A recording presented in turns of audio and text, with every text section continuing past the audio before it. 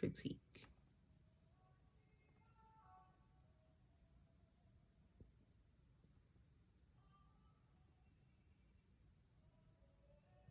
So here we have an AP knee, and I'm just going to point out a few anatomy parts. A is going to be your femur, B is your patella, C is your medial epicondyle of the femur, D is your lateral epicondyle of the femur, E is the articular surface of the condyles, F is your medial condyle of the tibia, G is your lateral condyle of the tibia, H is the tibia itself, I is your fibula, J is your intercondylar eminence, K is your femoral tibial joint,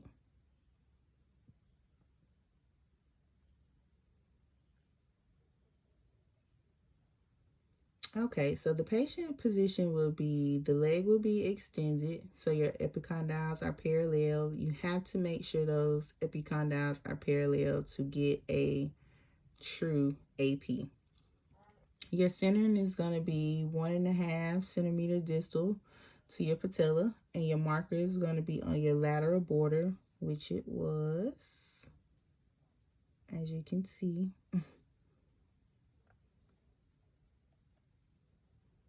Okay, your film size is going to be a 10 by 12. SID is going to be 40 to get that good detail and spatial resolution.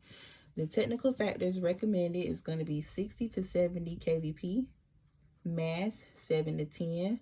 But here I used a kVp of 66 and a mass of 3.8, which came out with a good DI number. So that means that my technique was pretty good. I remember doing this image at Piedmont Orthopedic, and the tech there, she set up a good range of techniques for every examination. And as I said, my detail and everything was pretty good here. So that technique was in good range.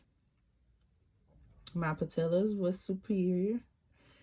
The distal femur was superimposed. There was no rotation because you could see that my fibula was superimposed. There was no artifact, and as I said, my KVP was pretty good, so that good put out a good penetration, which led to a great contrast. Here we have a lateral knee. As you can see, my marker is on the lateral border.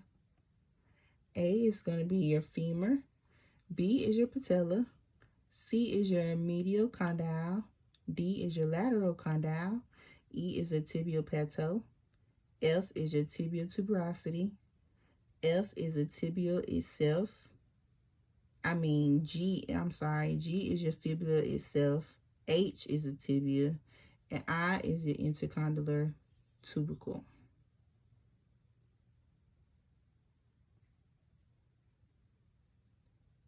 So same film size, 10 by 12. Your SID is going to remain at 40 to produce that great spatial resolution.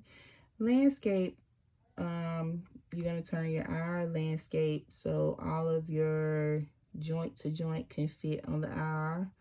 Your technical factors, here I use the same KVP 66 and same mass of 3.8, and it produced that same DI number. The recommendations for your technique are still the same, 60 to 70 kVp and 7 to 10 mass. As I said, my marker was on that lateral border, as you can tell. Patient positioning. The patient is going to be in the lateral position. Knee is slightly flexed, anywhere between 20 to 30 degrees. And the affected side is going to be down on the IR.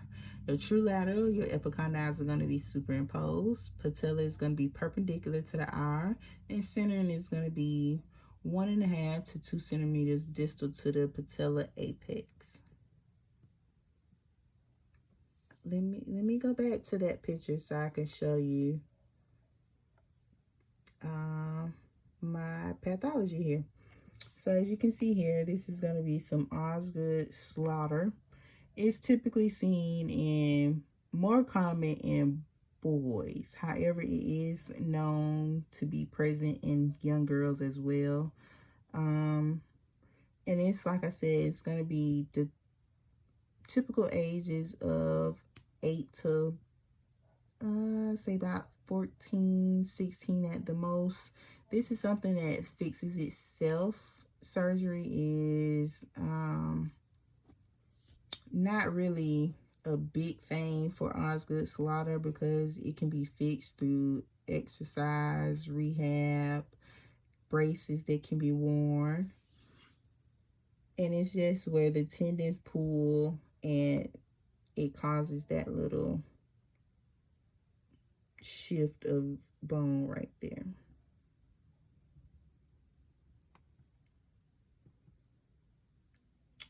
My medial and lateral condyles were superimposed, and also my fibula and tibula. The patellofemoral joint was open, as you can see on the lateral. Very good. There was no artifact. There was great spatial resolution, which means my penetration for my KVP was good. And as I said, that pathology was the Osgood Slaughter. And if your condyles are not superimposed, your knee should be rotated either internally or externally, whichever direction it takes to get that knee in the lateral. And that will conclude my presentation.